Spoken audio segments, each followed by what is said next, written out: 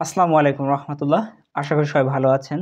আজকে যে বিষয়টা নিয়ে কথা বলবো সেটা হচ্ছে ৪৬তম বিসিএস গ্রেপ্তারকৃতদের স্বীকারোক্তির পরেও প্রশ্ন ফাঁসের প্রমাণ পায়নি পিএসসি। তো চলুন যাওয়া যাক মূল সংবাদে। এখন যখন একটা টিভি চ্যানেল অর্থাৎ হচ্ছে চ্যানেল 24 নিউজ প্রচার করে যে বিসিএস এর যে প্রশ্ন ফাঁস হয়, তখন সবাই নড়েচড়ে বসে এবং সিআইডি তদন্ত করে তারা হচ্ছে কয়েকজন প্রশ্ন ফাঁস চক্রের সদস্যকে ধরেন এবং যে প্রশ্ন ফাঁসের সাথে যারা জড়িত ছিল তাদেরকে গ্রেপ্তার করেন।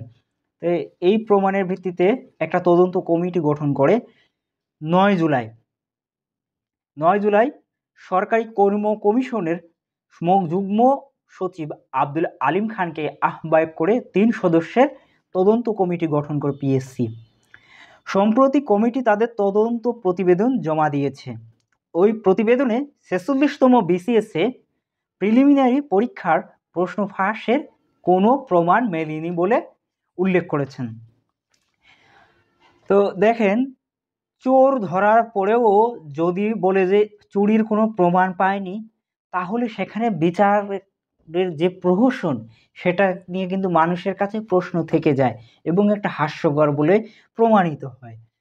তো গত ২৬ এপ্রিল অনুষ্ঠিত ৪৬তম বিসিএস প্রিলিমিনারি পরীক্ষার প্রশ্নপত্র ফাঁস সংক্রান্ত ইস্যুতে দেখা দিয়েছে নতুন মোড়। প্রশ্নপত্র ফাঁসের অভিযোগে সিআইডির অপরাধ তদন্ত বিভাগ হাতে গ্রেপ্তারকৃতরা আদালতে অভিযোগ স্বীকার করে জবানবন্দি দিলেও পাবলিক সার্ভিস কমিশন অর্থাৎ পিএসসি তদন্তে প্রশ্নপত্র ফাঁসের কোনো প্রমাণ মেলেনি। তো গত তদন্তে ৯ জুলাইয়ের আগে অর্থাৎ ৭ই জুলাই একটি বেসরকারি টেলিভিশনে প্রকাশিত সংবাদে দাবি করা হয় একটি সংঘবদ্ধ চক্র বেশ কয়েক বছর ধরে পিএসসির অন্তত ৩০টি পরীক্ষার প্রশ্নপত্র ফাঁস করেছে। এ চক্রান্তে পিএসসির বেশ কয়েকজন কর্মকর্তা কর্মচারী জড়িত বলেও দাবি করা হয়। এই প্রতিবেদনে এর পরিপ্রেক্ষিতে সিআইডির অভিযান চালিয়ে পিএসসির কর্মকর্তা সহ ১৭ জনকে গ্রেপ্তার করা হয়।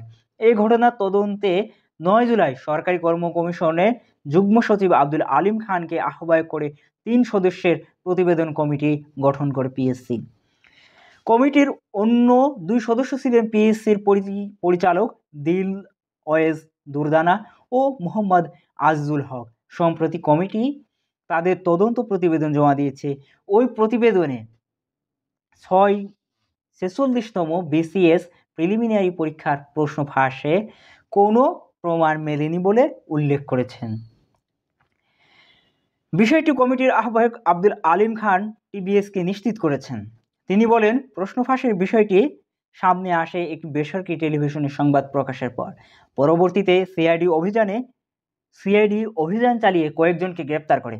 আমরা তদন্তের স্বার্থে সিআইডিকে কয়েক দফা চিঠি দিয়েছিলাম, কিন্তু সিআইডি সময় চেয়ে তারা কালক্ষেপণ করেছে, কোনো তথ্য দেয়নি।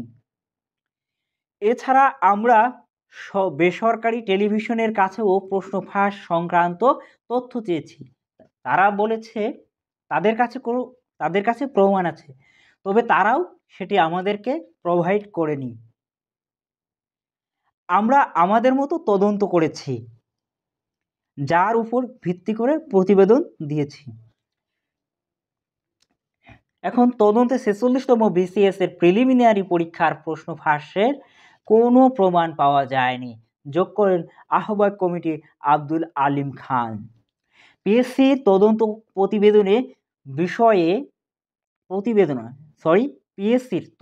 প্রতিবেদনের বিষয়ে জানতে চাইলে সিআইডির মিডিয়া উইংয়ের বিশেষ পুলিশ সুপার আজাদ রহমান বলেন, সিআইডি অভিযুক্তদের আটকের পর মামলা দায়ের করেছে, অর্থাৎ তথ্য প্রমাণের ভিত্তিতেই মামলা হয়েছে। তারা কোন প্রক্রিয়ায় তদন্ত করেছেন সেটি বোধগম্য নয়।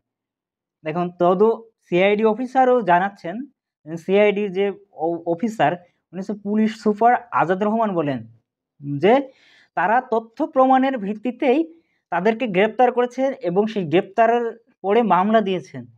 কিন্তু এই যে তদন্ত কমিটি যারা তদন্ত করেছেন এরা কোন আঙ্গিকে তদন্ত করেছে যে তদন্তের প্রমাণ পায়নি।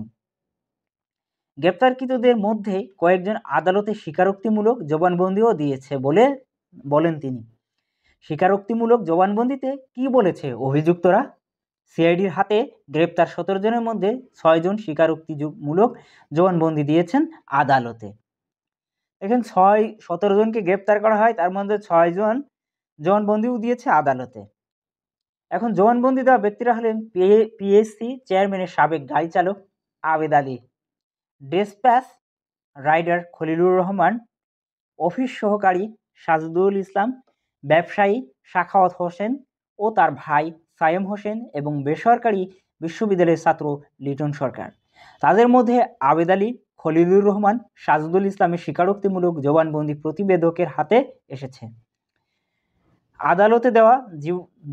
আদালতে দেওয়া জবানবন্দি এক পর্যায়ে সাজদুল দাবি করেন এই মামলায় গ্রেপ্তার আবু সোলেমান মোহাম্মদ সোহেলের সাথে আনুমানিক 7 থেকে 8 বছর আগে তার পরিচয় হয়। সোহেল ঢাকার মিরপুর ডেভেলপারের ব্যবসা করেন। সাজদুল ডেভেলপারের সোহেলের কাছে জানতে পারেন 46তম বিসিএস প্রিলিমিনারি পরীক্ষার প্রশ্ন ফাঁস হবে। সাজদুল বলেন, আমি 17 জন প্রার্থী ম্যানেজ করে সোহেলকে দিই, যার মধ্যে 12 জন প্রার্থী খলিলুর রহমান দিয়েছিলেন। এর মধ্যে মাহমুদুল হাসান এবং রুবেল নামে 2 জন ঢাকা বিশ্ববিদ্যালয়ের শিক্ষার্থী ছিলেন। এই প্রার্থীদের সোহেল সারা রাত প্রশ্ন পড়িয়েছেন এবং 17 প্রার্থীর মধ্যে 13 জন প্রার্থী 46তম বিসিএস প্রিলিমিনারি পরীক্ষায় পাশও করেছেন। দেখেন 46তম বিসিএস এ 17 জন প্রার্থীকে জোগাড় করেন এবং সোহেলকে দেয়। সাজেদুল হচ্ছে 17 জন প্রার্থী জোগাড় করেন এবং তাদেরকে জোগাড় করে সোহেলের হাতে দেয়। সোহেল আবার হচ্ছে 17 জনকে সারা রাত ধরে প্রশ্ন পড়ানোর পরে 13 জন প্রার্থী 46তম প্রিলিমিনারি বিসিএস যে প্রিলিমিনারি পরীক্ষা সেটাতে পাশ করে 13 জন। আমি উত্তীর্ণ 13 জন পরীক্ষার্থীর কাছ থেকে বিভিন্ন অ্যামাউন্টে 15 থেকে 16 লাখ টাকা নিয়েছি। এর মধ্যে প্রার্থী প্রতি 1 লাখ হিসেবে 13 লাখ টাকা আবু সোলেমান মোহাম্মদ সোহেলকে বুঝিয়ে দিয়েছি। দেখেন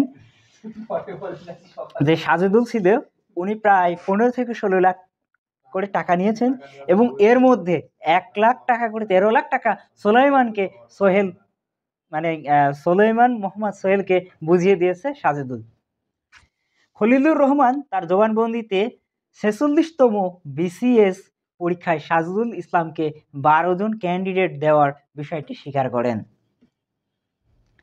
করে বলেন, সাজদুল ইসলাম পিএসসির সদস্য হেলাল উদ্দিন স্যারের MLSM।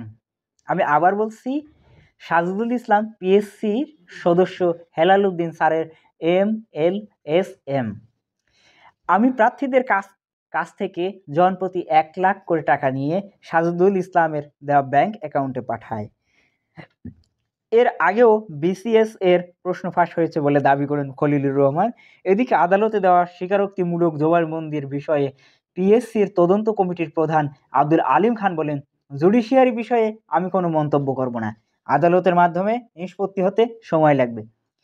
তিনি বলেন, তবে আমাদের হাতে সময় বেশি ছিল না, কারণ এই প্রতিবেদনের জন্য অনেক বিষয় আটকে ছিল, যেমন রিটেন ও ভাইভা। পিএসসির তদন্ত প্রতিবেদন গ্রহণযোগ্য নয়। TIB transparency international Bangladesh TIB নির্বাহী পরিচালক ইফতেখারুজ্জামান বলেন, প্রশ্ন ফাঁসের ঘটনায় জড়িত থাকার অভিযোগে খোদ পিএসসির কর্মচারীরাই গ্রেপ্তার হয়েছেন। ইতিমধ্যে তাদের অনেকে আদালতে স্বীকারোক্তিমূলক জবানবন্দি দিয়েছেন। 46তম বিসিএস এর প্রিলিমিনারি পরীক্ষা সহ বেশ কয়েকটি পরীক্ষায় প্রশ্ন ফাঁসের সাথে তারা জড়িত হয়ে অবৈধ অর্থ লেনদেন করেছেন বলে জানিয়েছেন। অতএব পিএসসির এই তদন্ত প্রতিবেদন নির্ভরযোগ্য নয়। যেভাবেই ব্যাখ্যা করা হোক, পিএসসির প্রশ্ন ফাঁস প্রতিরোধে ব্যর্থতার দায় এড়ানোর সুযোগ নেই, যোগ করেন তিনি। টিআইবির নির্বাহী পরিচালক আরও বলেন, আমরা আশা করি মহামান্য আদালত 46তম বিসিএস পরীক্ষার প্রিলিমিনারি সহ এর আগে বিভিন্ন সরকারি চাকরি পরীক্ষায় প্রশ্ন ফাঁসে জড়িত কর্তা ব্যক্তিদের বিরুদ্ধে ব্যবস্থা নেবেন। এছাড়া যারা প্রশ্ন ফাঁসের মাধ্যমে চাকরি নিয়েছে তাদেরকে চিহ্নিত করে আইনের আওতায় আনবেন। সার্বিক বিষয়ে বক্তব্য জানতে পিএসসি চেয়ারম্যানকে একাধিকবার ফোন করার পাশাপাশি খুদে বার্তা মেসেজ পাঠানো হলেও কোনো সাড়া পাওয়া যায়নি। এবার দেখেন যে মূল যে ঘটনা, পিএসসিতে যে দীর্ঘদিন ধরে যে প্রশ্ন ফাঁস হয় এবং এই প্রশ্ন ফাঁস চক্রকে হাতে নাতে প্রমাণ সহ ধরা হয়, সেই প্রমাণের পরেও পিএসসির যে তদন্ত কমিটি তারা স্বীকার করেছেন যে তারা নিজেদের ব্যর্থতাকে স্বীকার না করে তারা বলছেন যে তারা কোনো প্রমাণ পায়নি প্রশ্ন ফাঁসের বিষয়ে। এটা আসলে লজ্জাজনক। ওনাদের লজ্জা থাকলে এই তদন্ত কমিটি থেকে ওনারা পদত্যাগ করবেন এবং নিজেদের ব্যর্থতার দায় স্বীকার করবেন। ধন্যবাদ। পরবর্তী ভিডিওতে আবার দেখা হবে ইনশাল্লাহ।